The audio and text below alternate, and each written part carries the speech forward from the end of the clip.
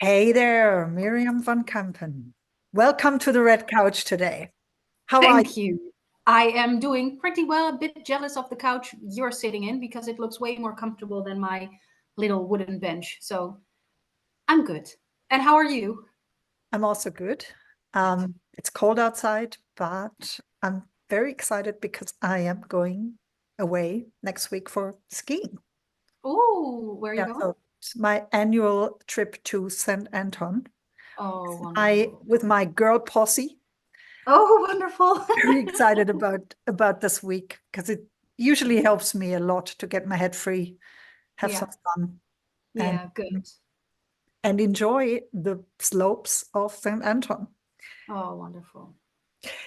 Miriam, Yes. we met about 2 years ago, I would say, Yeah. on a podcast call it was about International Women's Day, funnily. So we have our 2 year anniversary soon. Hmm. And to me, you're like a rising star in the global mobility world. I see you like everywhere. You start a lot of amazing groups. I'm also a member of some of your groups, and what you do is just wonderful for me. So Thank you. maybe you want to tell our listeners here and our viewers why you actually do what you do. So there are a couple of things that I do. First of all, I work for Hard Relocation, which is a relocation management company in the UK, launched by Rob and Anna Fletcher right before the global pandemic hit. And the reason I joined Hard is because they have focus on well-being, and not only well-being of the people they assist and their clients, but also, and that's the most important part for me, also for our own team members. So we don't just pretend that we care, we actually care. And from that caring environment, I got the opportunity to start a couple of groups, communities on LinkedIn, like the ones you mentioned. So one of them is Finders Keepers, which is a group that helps people who are looking for a role in global mobility. Then we have Relocate the Profit, of course, which is a community and a charity network donating €1 per invoice to the charity that we all chose. Then we have Spill the Beans, which is a community that helps everyone involved. So also our competitors, doesn't matter who you are, everyone involved can learn things about global mobility. And then, of course, we have Struggle Latte with a Wink, which is a ladies group for women who are working somewhere in global mobility and who are trying to keep all the balls in the air and are struggling. So we're having coffees every now and then to help each other. And I think those two words, helping and caring, is actually why I am doing all of this, because my background is actually in teaching. I used to be a primary school teacher. Mhm. And the most important thing I want to do is be there for people and help people where I can. And I think that's the basis of all the things that I'm doing and all the things that we are doing.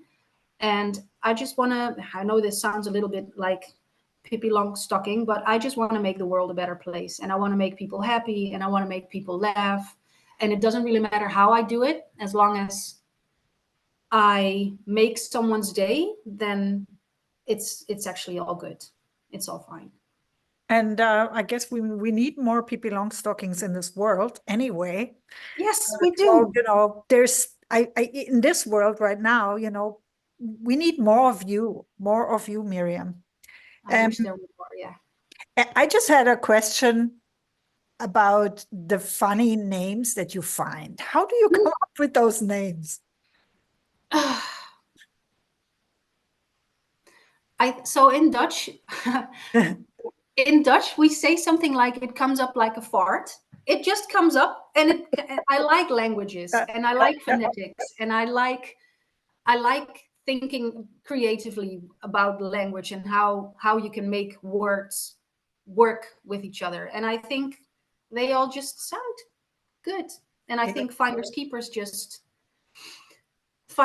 was something. I think it had to do with uh, well, you find a role and then you keep the person, I think. And it's like this English game, isn't it? Like Finders Keepers, Losers Reapers, I think. So Mhm. that's where that came from. Relocate the Profit actually came from the fact that we're all linked to relocation. And what I want to do is make sure that the members relocate part of their profit to charity. So that came up there. Struggle Latte, no idea where that came from. Spill the Beans, no idea where that came from. And the worst one was actually one of my first shows. So now we have the Spill the Beans webinars. One of the first shows was called What? And the people who were going to be on the show had to do this. I remember that. I remember that. I think that's where I saw you for the first time on LinkedIn. I was like, who's this crazy woman?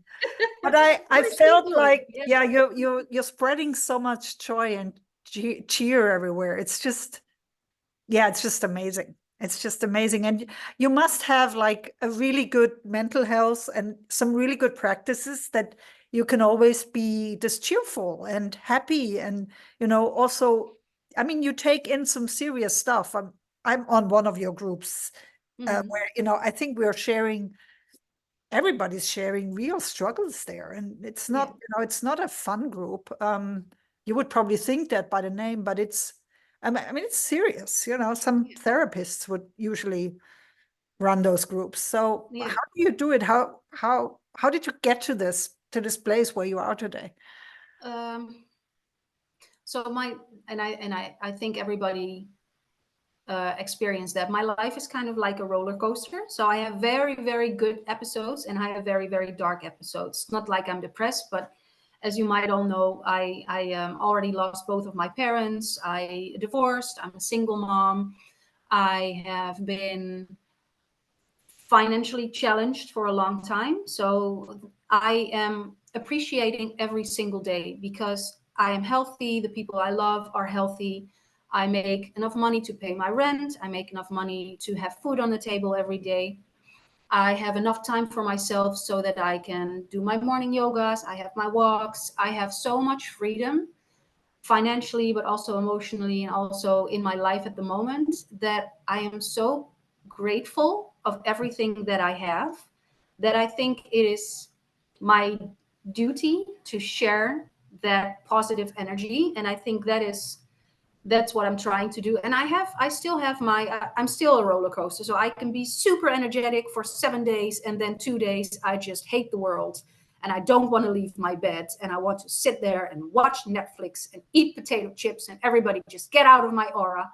I have that, as all of us have.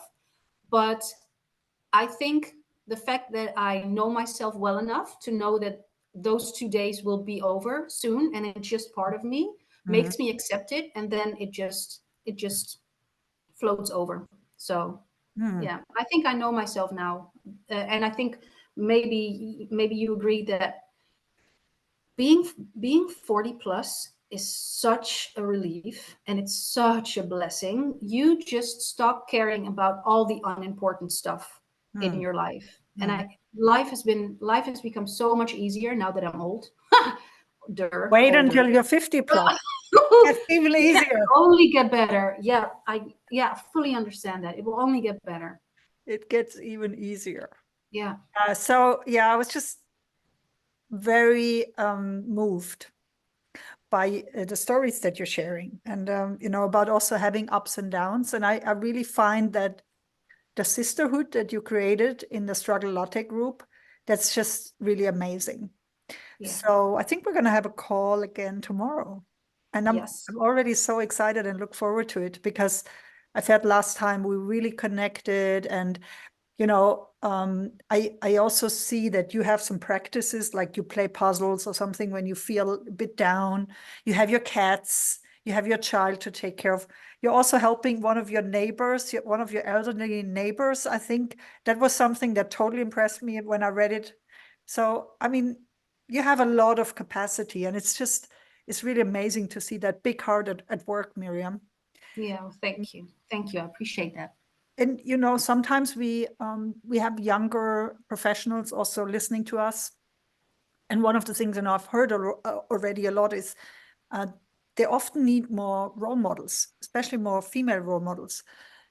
What do you think? What would you tell a younger professional in our field as an advice from the 40 plus world?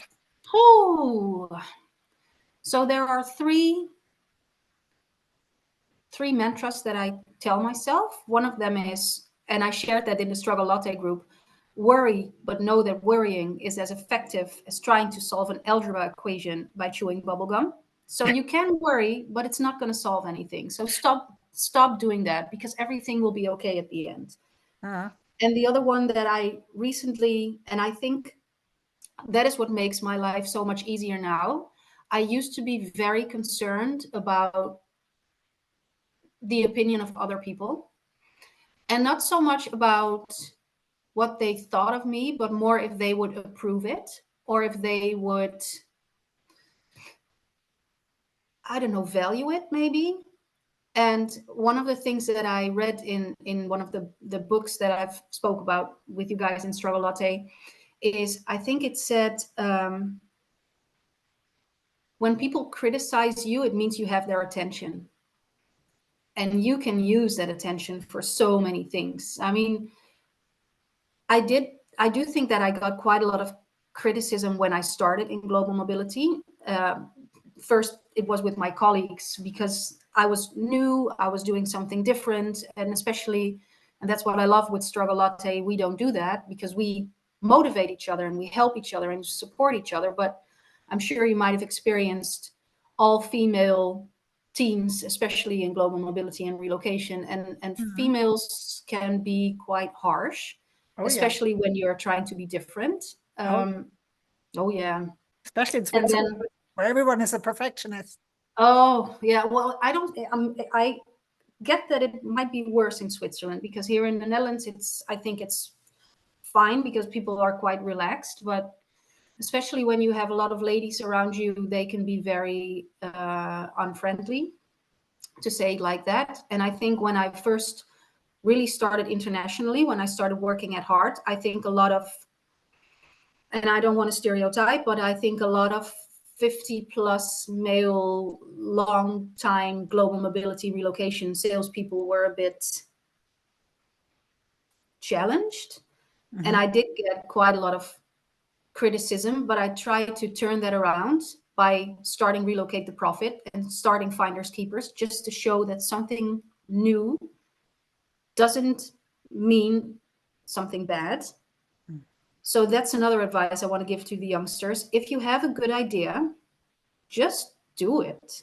What's the worst thing that could happen? It might not work. I mean, Relocate the Profit started at International Women for Women. That didn't work. Finders Keepers started with an idea of me organizing speed dates everywhere around the globe. Insanely bad idea. Didn't work, but it worked out at the end. So if you have a good idea, don't worry. Don't think about what other people might think of it. Just go for it, because it can get you everywhere. Namaste. No, absolutely. Namaste. And I think, once you start to go, and I've had a few little failures along the way of my business, you learn as you go, and you pivot and you change and you adapt your strategy, and you get better and better and better and better and better. And then one day, Yeah. magic happens. Magic sparkles everywhere. Yes. Yeah. Now let me guess. Is LinkedIn your favorite social media platform, or do you have another secret love like I do? No. LinkedIn definitely is my favorite platform. I have deleted Facebook and Instagram because it, in a way, especially Instagram, it was motivating, and it was good for my creativity. But I noticed myself that I was using a lot of time scrolling through the app, using my time somewhere where I could use it in a better way. So Facebook, Instagram, TikTok, all those things, I don't use them. I use LinkedIn, but I also use LinkedIn to share personal things. So nice pictures that I took, or motivational Monday I have, or fun Friday. So for me, LinkedIn is not only professional, it's not only a tool to get more clients. For me, it's the magic connector, because all of the groups started there. All of my connections in global mobility are there. People know me on LinkedIn now, which is also fine. So I don't have to pretend to be this business lady, which I'm not. So I can just be myself on LinkedIn. So I definitely, that's on my top priority. Yeah. Great. Amazing. And we will obviously link to all your profiles and all your groups. All the groups. All Yeah. the groups. We will Good. link that in the show notes. Good.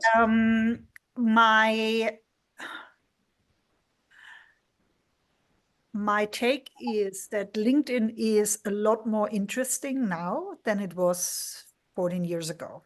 Mm-hmm. So I really love it now. I didn't love it so much about like in 2010, 2011. I thought it was rather boring. Mm-hmm. But I think right now it's really, for me, it's like a top platform to be on. Yeah. I don't know if you know, but I also have a blog and I have a newsletter that I send to my clients and readers. Good. And I have a YouTube channel now as well. And Good. that's what I'm saying, that's my secret love, because Oh I yeah. feel like YouTube has a lot of potential for me personally, Mm-hmm. and I enjoy it a lot.